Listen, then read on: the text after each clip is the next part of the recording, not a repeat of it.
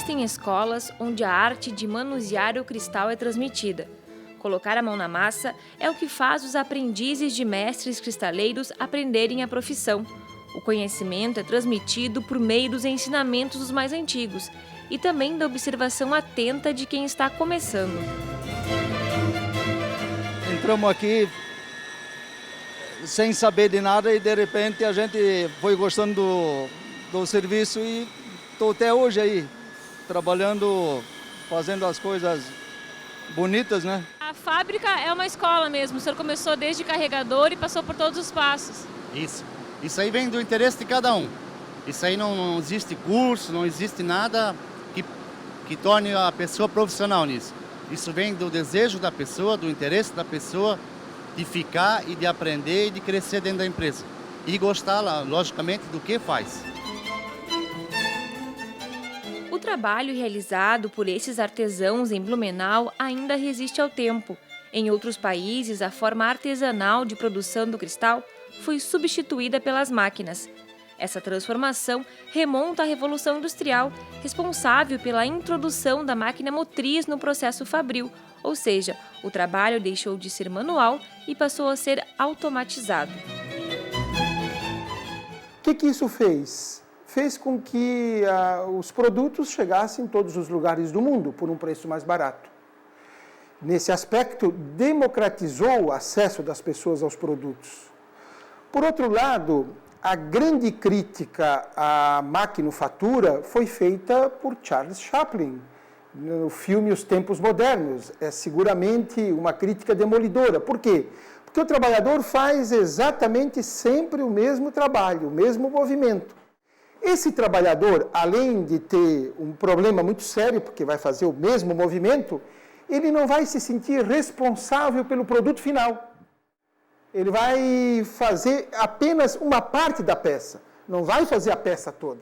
Nas antigas corporações de ofício da Inglaterra, especialmente, no período prévio à Revolução Industrial, o trabalhador detinha um saber. E as corporações de ofício funcionavam na base desse saber, que era passado de geração para geração e que o proprietário, em alguma medida, dos meios de produção dependia desse trabalhador, que era um trabalhador qualificado e que detinha esse saber. O trabalho industrial altera substancialmente a natureza dessa relação e estabelece um trabalho de massa, um trabalho que desde Adam Smith, ele mesmo sendo uma figura crítica do seu tempo, assinala como um trabalho desqualificado. Então eu diria que no artesanato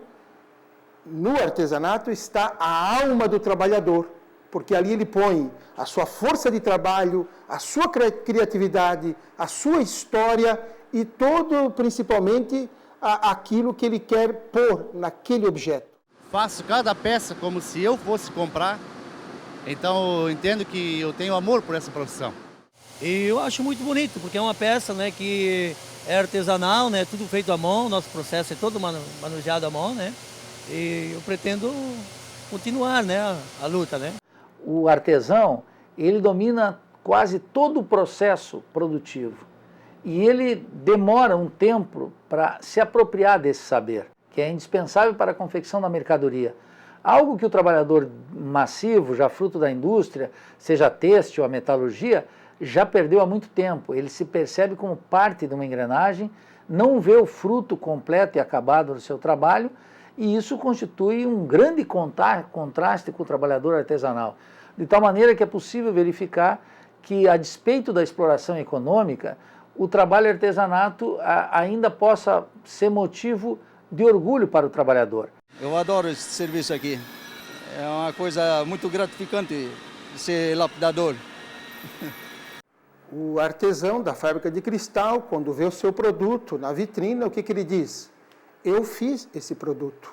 Embora ele não tenha participado de todo o processo do produto, mas ele participou do conjunto, diferentemente de quem vê um carro e apenas colocou o para-brisa no carro.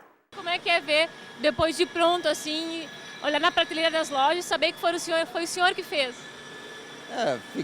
A gente fica orgulhoso quando a gente vê que a gente conseguiu fazer uma coisa perfeita do jeito que o desenho veio para a gente para fazer, né? Por isso esse trabalhador vai querer ficar na fábrica até o final, vai se aposentar, se possível encaminha o filho naquela profissão. Por quê? Porque ele tem uma identidade muito maior. Ele vende a sua mão de obra, a sua força de trabalho, mas ele está identificado com a fábrica. E aí a minha primeira empresa foi aqui, que eu acabei parando aqui. Igor acabou gostando, se apegando à profissão. Acabei gostando da profissão e pretendo me aposentar nessa empresa. Se de um lado a Revolução Industrial democratizou o acesso aos produtos, por outro, trouxe o que a sociologia chama de trabalho alienado. Mas de que forma esse conceito se manifesta dentro do sistema capitalista de produção? Bom, se desdobra na necessidade ininterrupta que o sistema tem de produzir trabalho alienado. E trabalho em que o trabalhador não é dono do fruto do seu trabalho. Então, o ponto fundamental disso é que aquilo que o Marx chamava esse fetichismo da mercadoria, algo que é produzido pelas mãos e ganha uma forma mágica na cabeça do próprio trabalhador, de tal forma que o trabalho dele ele é estranho quando ele observa uma camisa, um carro, um cristal, ou um caderno, ou um lápis, uma borracha, e essa sociedade multiplica esse fetiche de maneira geral, de tal forma que o trabalhador não consegue ver que a riqueza da sociedade é uma riqueza produzida pelas suas próprias mãos.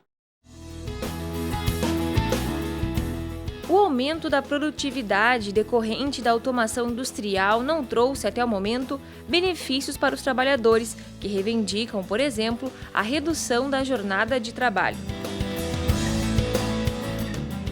Não tem razão nenhuma de nós fazermos apologia do progresso tecnológico, das novas máquinas, dos computadores, da informática, e continuar com jornadas de trabalho extenuantes e trabalhos desgastantes do ser humano.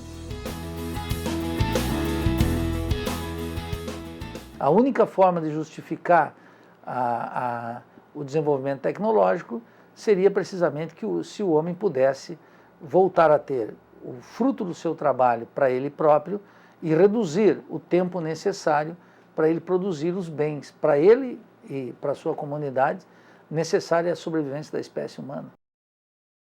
A evolução tecnológica mudou a forma manual de produção.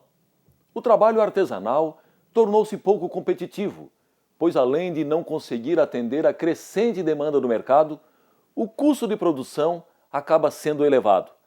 Será possível reverter essa realidade? Veja a seguir.